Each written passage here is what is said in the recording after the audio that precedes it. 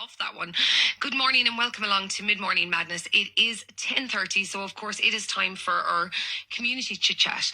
On this week's community chit-chat, and I say week because I am doing a week-long special of PMDD awareness. You ask, what is PMDD? An estimated 5 to 10% of women and AFAB individuals of reproductive age have PMDD. This number does not account for missed or misdiagnosed women whose ovulatory cycles suppressed by hormonal, chemical, surgical means. Criteria for diagnosis is set by the American. Listen, guys, do you know what? Ye are not going to have heard of this. I know a very, very small portion of people in Ireland have heard of this, even to the point that when I have went to the hospitals here in Ireland, a lot of people had to ask me what was PMDD. So kicking me off today, I'm joined on the phone by Emily Elson, all the way from the UK. Good morning, Emily. How are you? Morning, I'm good, thank you. How are you? Good. Thank you so much for joining me this morning. Of course, you are kicking off this morning's Awareness Week here over in Ireland on Mid-Morning Madness. I found you through a group called Vicious Cycle PMDD Awareness Army. Yeah, like this, first of all, the name alone is just absolutely amazing, because that's exactly what we are. I really enjoyed over the weekend. I've been flooded with PMDD ladies, and my newsfeed and page is just filling up with them.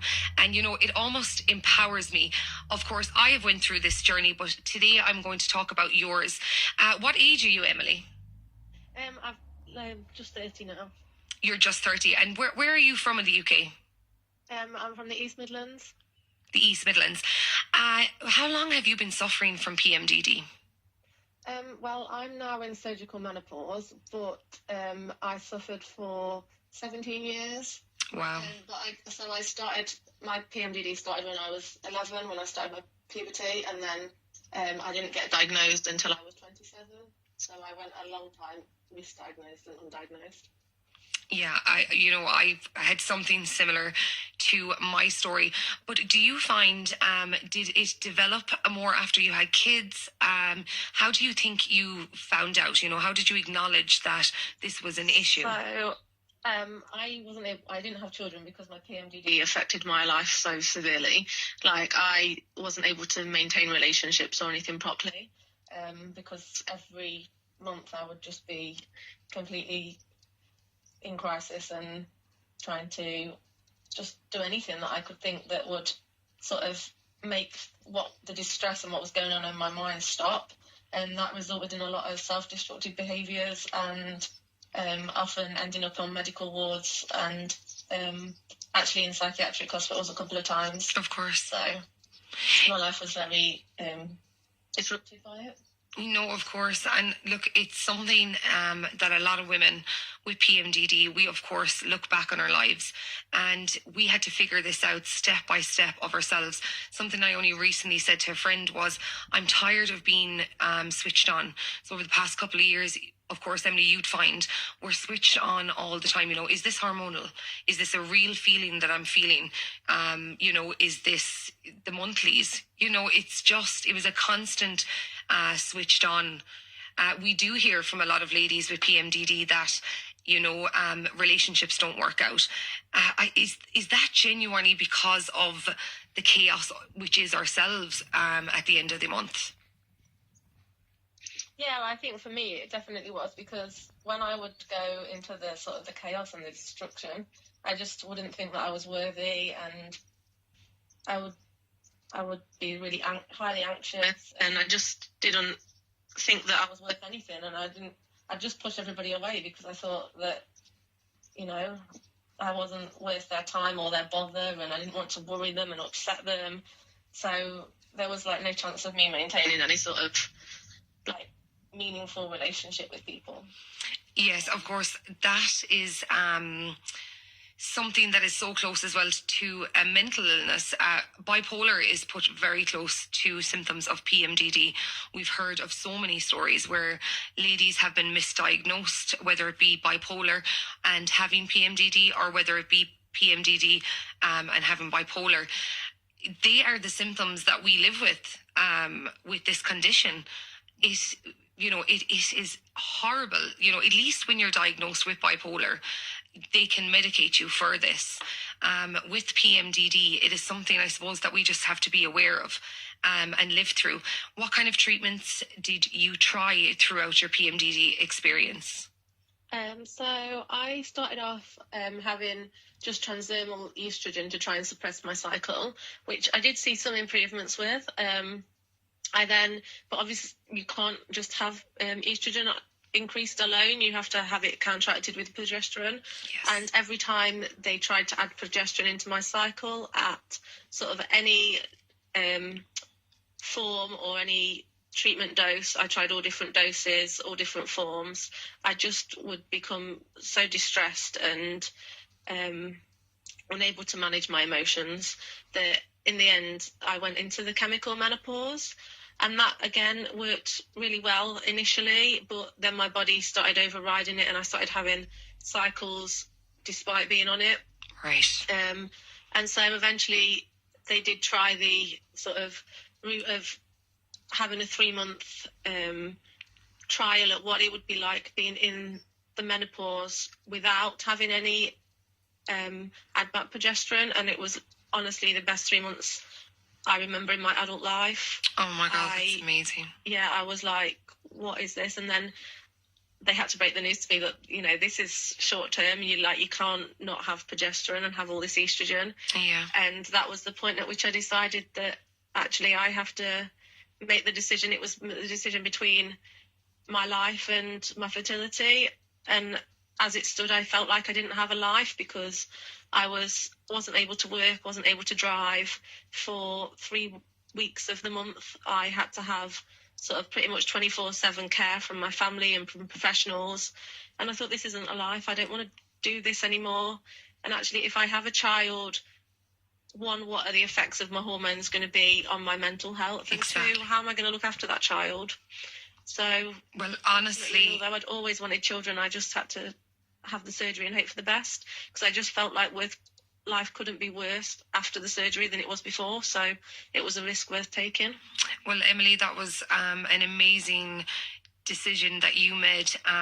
Honestly, you are so self-minded enough to know that if you brought a child into this, that there could be effects from, what you're feeling and what you're going through.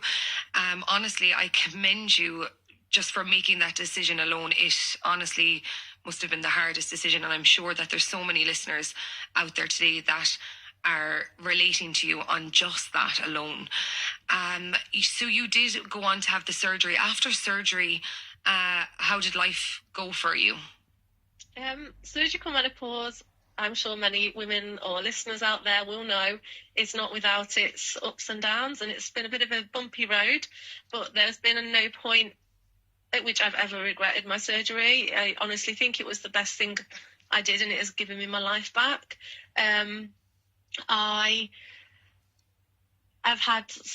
I've managed to start working again, so I work part-time now. I do a lot of advocacy work for PMDD and a lot of expert by experience work and helping to improve services in healthcare from my own experience. That's amazing. I can look to the future, and which was something that I could never do. I'm hoping to buy a house. I'm looking at, hopefully in the future, I'd love to foster, because I really want children in my life, and I feel that that's the way that I can help others. That it's not the end for you. So I hope that hopefully I can foster or adopt in the future, and now I can think about having a stable relationship and settling down and things, which were just completely out of the realms of even my dreams before. So honestly, you're such an inspiration. I honestly felt myself getting choked up, because I can also hear the fight. There's something in us, PMDD women, that refuse to give up. And I know we've lost so many women through suicide, unfortunately. One of the effects of PMDD, when our emotions go so high, some women have lost their lives, and through suicide, of course. If you could give our listeners one thing this morning, kicking us off this morning, I suppose the one thing I'd want to get across is the telltale signs.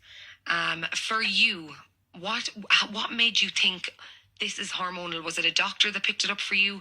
Did you pick it up yourself? Was it a family member? So my mum had been saying that my mental health was cyclical for absolutely, like, literally years.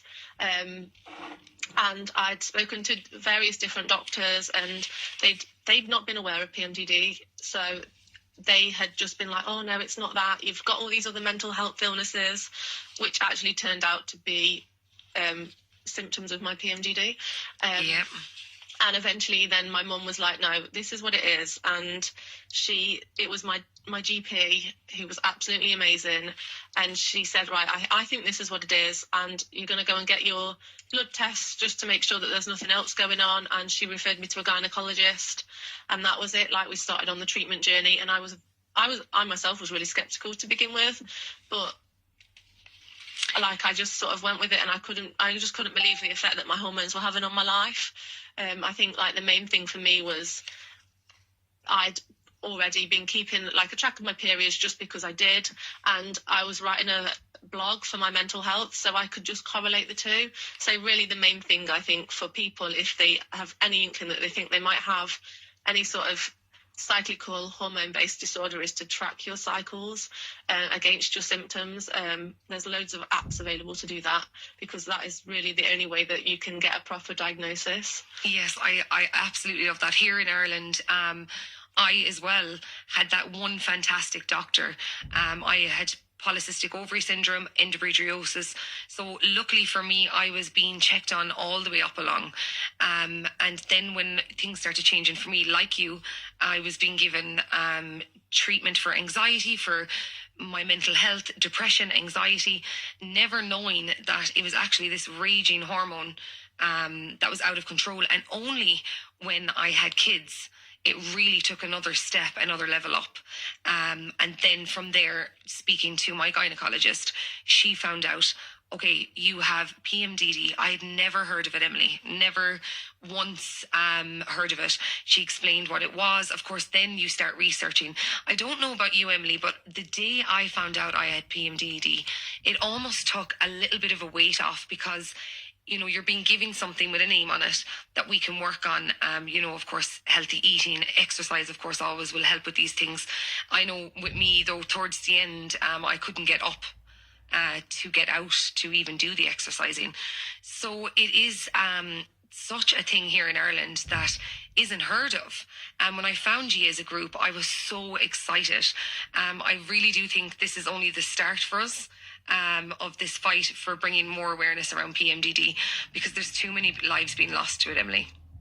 Yeah, definitely. Like, I just think I'm so lucky that I'm still here, because there were so many times that I took overdoses and did things that put my life at risk, that was pretty much an every month occurrence. So I'm just so thankful for the support I got, and the fact that I am still here to be able to share my story and to help raise awareness and to help other women get their voices heard and to get the right diagnosis, treatment.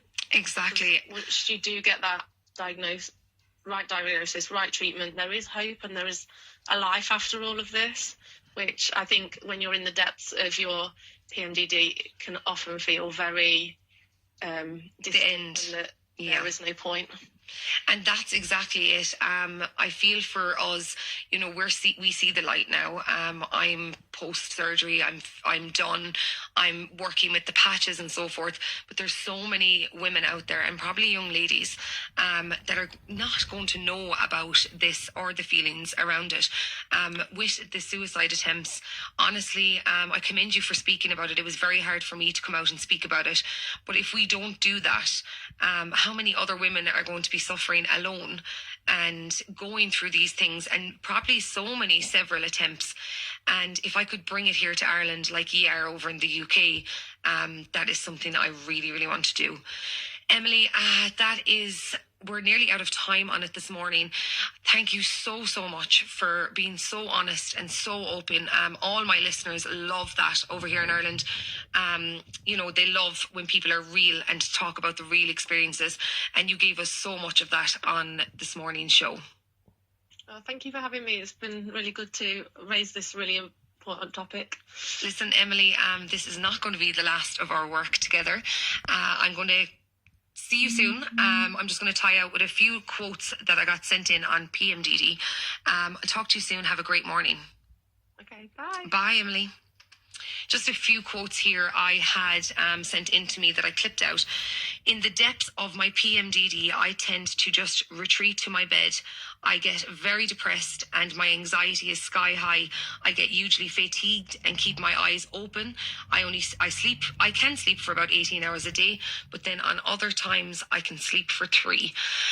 Another one in here this morning is, it gets very much worse. As I went into my 30s, I was losing 3 days, going downhill a week in a depression, feeling like I was going through a bereavement. I think that's so important, just there, feeling like I was going through a bereavement. Through those hardest times, that's exactly what I was feeling. My emotions were at the highest. And if you were to ask me, why I was crying, or even those times where I couldn't get out of the bed, that's what it felt like, a bereavement. You have a chemical imbalance going through your body. Even, the process to get to diagnosing it is not nice. The process to knowing if you can tolerate all the injections and all the hormones, that is horrible. Getting the surgery, as Emily said, it was just too easy for us. The decision was too easy. We were choosing between living a life, and I mean a life of absolute hell, or take the surgery and get out of it. Emily is beyond brave. I have 2 kids at home. Luckily, this didn't develop until later on in life. I can't imagine what this girl has been through.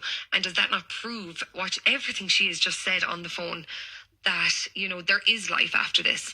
And if I could help women in Ireland, teenagers that are going through this and don't know what it is, that are putting it down to mental health. Look at the suicide rate here in Ireland and the young girls. What if this is hormonal? What if we are looking towards mental health when our young teenagers are actually going through hormonal changes? It feels like a bereavement, and then a few days to recover and feeling like I've been chewed up and spat out. It's exhausting to know that once it passes, you have to brace yourself for it all to happen all over again in a couple of weeks' time. That could not be truer. I used to get, at the start, I'd have 2 weeks. So before my premenstrual cycle, I'd have 2 weeks. Then it creeped to 2.5 weeks. I remember thinking at one stage, okay, this is my good week. Take everything you can get, enjoy it. And you also have to remember the people that live in your lives that are going through this, whether it be your husband, your partner, your wife, your girlfriend. Are you seeing this in your partner? I hope men didn't tune out today on Mid Morning Madness, or tune out for the rest of the week, because without my husband knowing the little things and knowing what way it happens, he would have never been able to support me through it. At the end of all this, I realised how strong my marriage really is, for us to go through what we've went through for the last 5 years, and for Jeff to still be there. So if you're listening in this morning and you think that you can see these little bits, we'll have so much more coming through the week. Please, please, please do text us in on 083 44 or you know what, just get it checked out. Go to the GP, tell them you've heard this thing, PMDD, whether it be your daughter, your sister, your mother. Ask. You will not fix things in life if you do not put yourself out there and ask. If you feel like the doctor isn't, taking it seriously or giving you the test that you need, ask for the second opinion. You can do that. Go to your nurse, your local nurse. Go to your GP. Ask for a second opinion of your GP. You're allowed to do that, whether you're a private patient or whether you're a medical card patient. Okay, that is it for today's Community Chit Chat. You can get me in your feels or what you think about it on 083 44 or of course you can join us over on Limerick Now. We are live on their Facebook page, and you can get me on my Mid Morning Madness. Up next, it is Valerie on Mid Morning.